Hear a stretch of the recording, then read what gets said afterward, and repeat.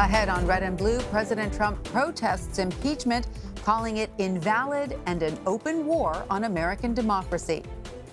Other presidents in the future, unless they do something about this, other presidents are going to have to live with this.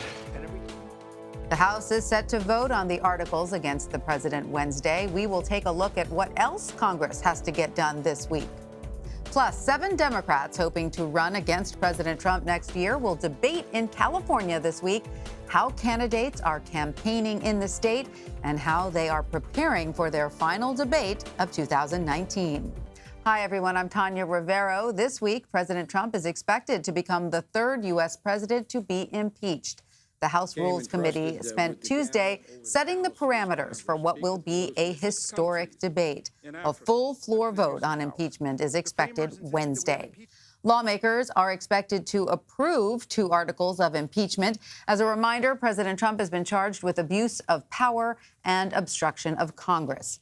Today, Democrats laid out some of their final arguments before the vote. The president is completely unrepentant and defiantly declares his behavior here perfect, indeed absolutely perfect.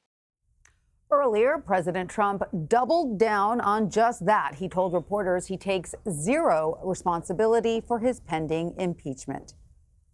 I don't take any, 0, to put it mildly.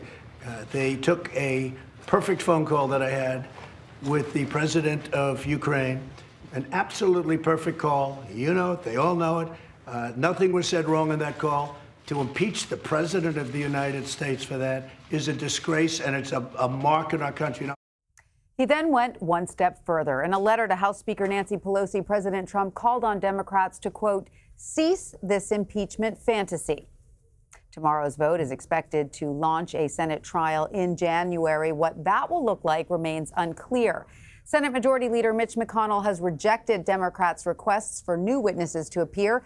He says it is not the job of his chamber to continue investigating. The trajectory that the Democratic leader apparently wants to take us down, before he's even heard opening arguments, could set a nightmarish precedent for our institution. If the Senate volunteers ourselves to do House Democrats' homework for them, we will only incentivize an endless stream of dubious partisan impeachments in the future.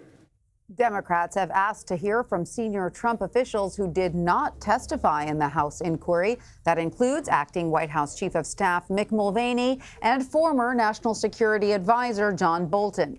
Senate Minority Leader Chuck Schumer countered McConnell's argument. He says Republicans need to explain why, quote, less evidence is better for the president than more evidence.